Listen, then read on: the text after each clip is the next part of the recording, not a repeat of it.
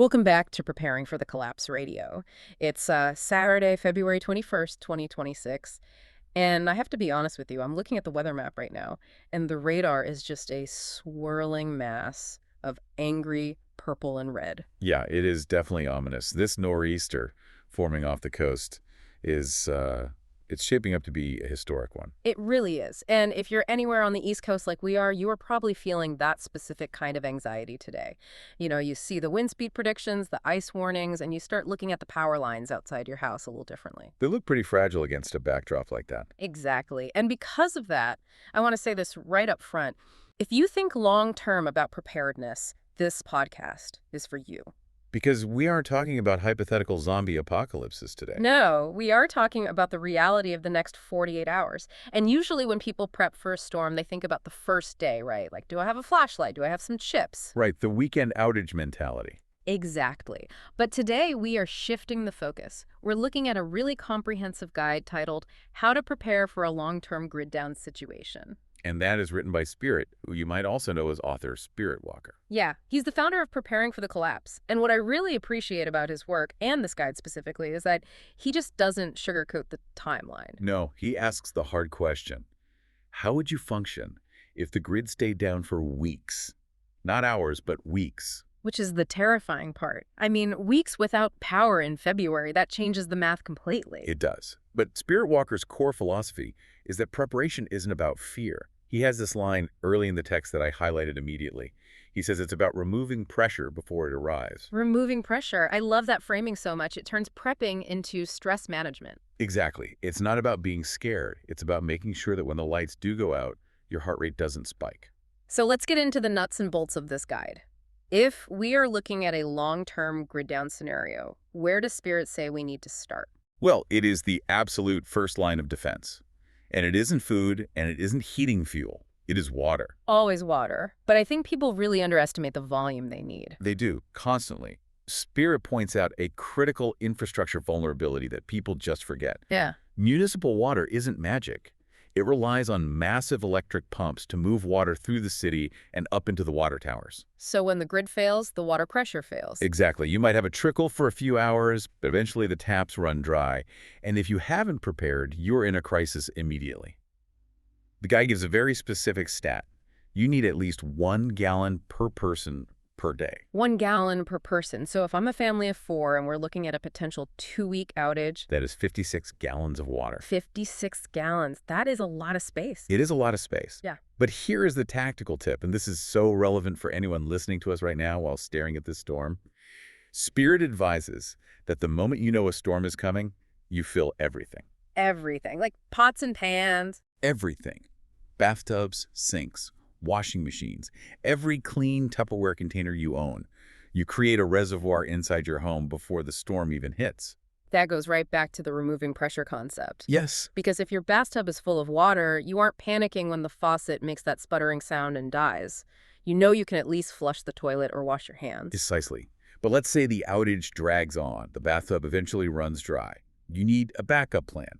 The guide is very clear that you need a purification method. You cannot just drink what you find outside. Right. And Spirit lists a few options here. Gravity filters seem to be the gold standard because they don't require any electricity or pumping. Correct.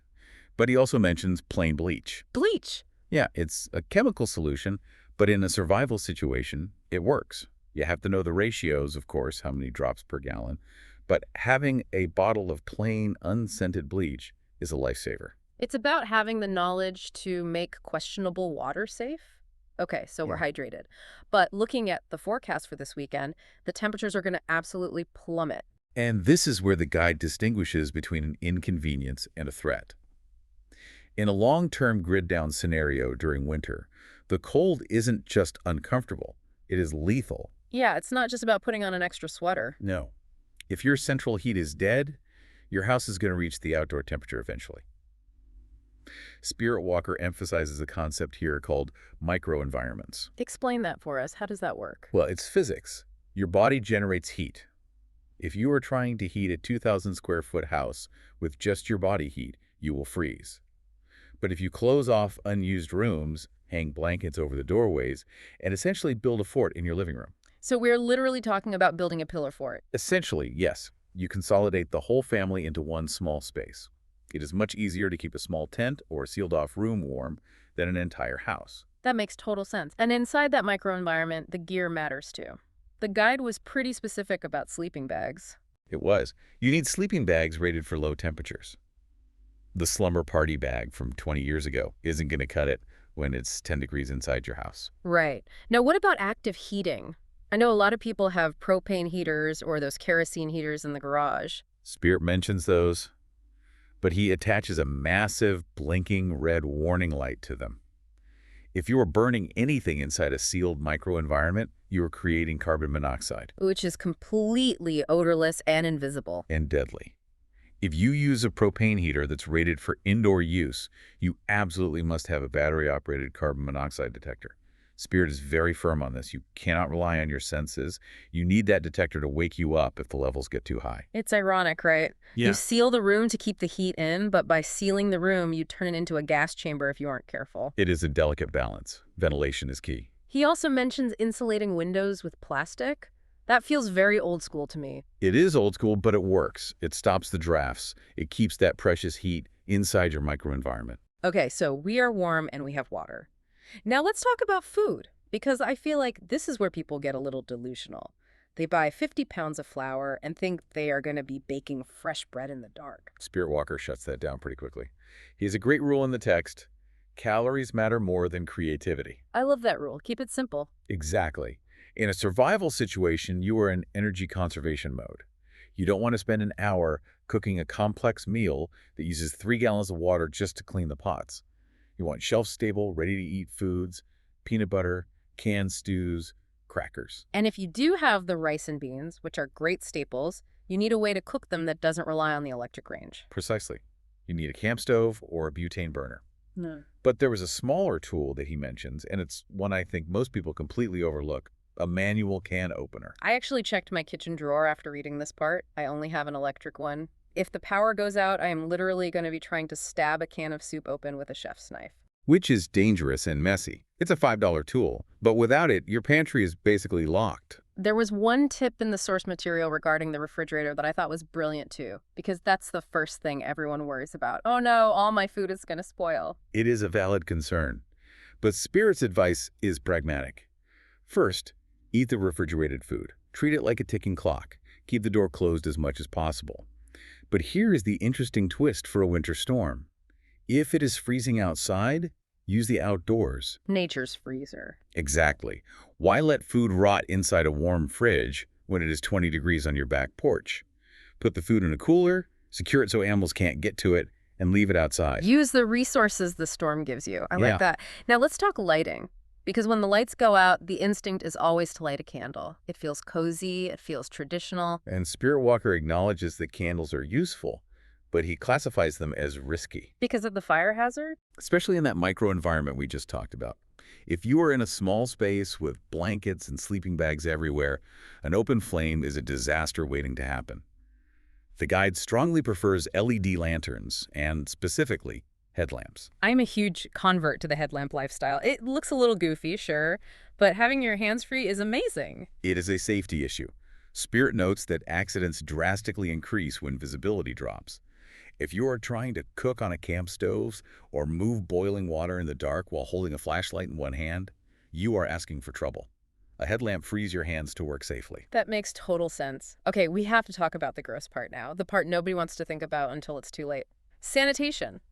It is the uncomfortable truth of grid-down scenarios. If the water pumps fail, your toilet does not flush. And that becomes a health hazard really fast. Rapidly. Spiritwalker outlines a system involving heavy-duty trash bags and buckets. You essentially line the toilet or a bucket with a bag. It isn't glamorous, No, it definitely isn't. but cleanliness prevents secondary health problems. Dysentery, or a bacterial infection in a survival situation where there are no doctors available, is a catastrophe. He recommends storing extra toilet paper and, again, bleach for sanitation. It's about maintaining hygiene standards even when the world around you is messy. Which actually segues perfectly into the next segment of his guide, the mental game. Yeah, let's talk about that, because you can have all the beans and batteries in the world, but if you're losing your mind, you're in trouble. Spiritwalker identifies stress, not hunger, not cold, but stress as the biggest threat during a long outage. That is a really powerful statement. Stress is the enemy. It is. When the grid goes down, our normal dopamine loops break. There's no TV, no social media, no news. The silence can actually be deafening for people. They start to spiral. So how do we combat that? What's the strategy? Routine. He advises structuring the day rigidly. Have a morning routine, set meal times, have an evening wind down. It gives you a sense of control over your environment. And for parents, this is critical, right? Absolutely. There is a great quote in the text. Calm spreads just as quickly as panic. Children look to the parents. If the parents are pacing the floor and obsessively checking their dead phones, the kids will be terrified. So you have to model that resilience. Yes. If the parents are reading books, playing cards, keeping the kids occupied, or cooking intentionally, the kids will feel safe. It is about leadership. And part of reducing that panic is information. He suggests having battery banks ready to keep phones charged. But more importantly, a weather radio. Because the internet might drop completely. The cell towers might overload or lose backup power. Information reduces panic. Not knowing increases it. If you can hear the NOAA weather report, you know you aren't alone, and you know what the storm is actually doing. You know, reading through author Spiritwalker's work, there's this underlying theme that really struck me. He talks about grid instability not as this freak one-time accident, but as a growing reality. He is very clear on that. He asserts that grid instability is becoming common. And this moves the conversation from, how do I survive this one nor'easter, to how do I transition to a lifestyle where the grid doesn't matter as much? It is really a gateway to homesteading. It is, and that is where the wider ecosystem of Spiritwalker and nomadic enterprises comes in.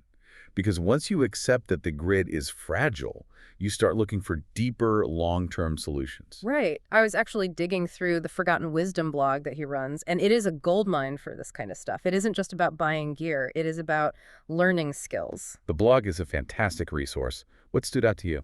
Well, there was this post called The Winter Apothecary. It detailed how to brew this legendary master tonic, or fire cider. It's this immune-boosting powerhouse you make right in your kitchen with vinegar, horseradish, peppers. Which is critical when you can't just run to the pharmacy because the roads are iced over. Exactly. And there was another one called Beyond Band-Aids, which was all about off-grid healthcare plans. It's thinking about health as a system you manage yourself, not just a service you buy from a hospital. And if listeners are wondering where to get the tools to actually do this, not just read about it, Spirit has built a marketplace for exactly this purpose. That would be the Nomadic Enterprises site. Right.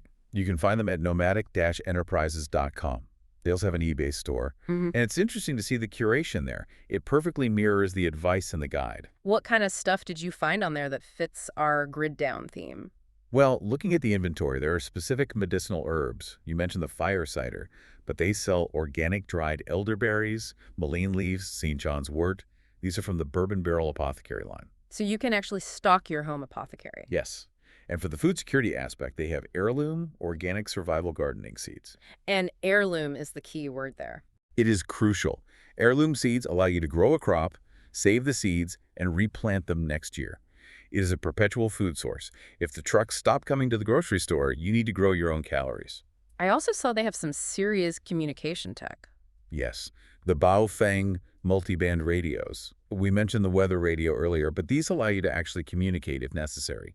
Again, it's about breaking that isolation. But the thing I really want to highlight, because we're talking about a grid-down scenario where your iPad is basically a very expensive paperweight, is the books. Yes, Spiritwalker has authored a whole series called Preparing for the Collapse. And these are physical books, paper and ink. Which is vital. You cannot download a PDF on how to purify water when the Wi-Fi is dead. You need a hard copy sitting on your shelf. What are some of the titles in the series that would help with a situation like this? There is bartering and trading, which is a fascinating topic for long-term survival economies, and prepare and maintain your bug-out bag, which covers mobility if you have to leave. These are the manuals you want to have before you need them. They serve as a knowledge backup. It's like an external hard drive for your brain that doesn't need batteries. That is a great way to put it. So we've covered water, heat, food, the mental game, and the resources to keep going for the long haul. I want to circle back to the closing thought of Spiritwalker's article because I think it sums this up perfectly. It is a profound sentiment. He writes, "We don't prepare because we expect disaster. We prepare because we understand systems fail." Systems fail. That is just a fact of life. Your car breaks down, the internet goes out, the power grid trips. And his conclusion is that when the lights go out, preparation feels less like survival and more like responsibility. That's the shift right there. It's not about being a doomsday prepper. It's about being a responsible adult who can take care of their family when the system hiccups. Precisely. It brings peace of mind. Now, speaking of those physical books, because I know our listeners are going to want to get their hands on them, I have some good news. The Preparing for the Collapse book series is currently on sale. That is excellent timing considering the weather map. It really is. If you want to start building that physical library of survival skills, now is the chance. We're going to put a link in the description so you can purchase the series directly, and we'll also link to the blog so you can start reading up on those skills we mentioned today. It is an investment in your own resilience. Absolutely.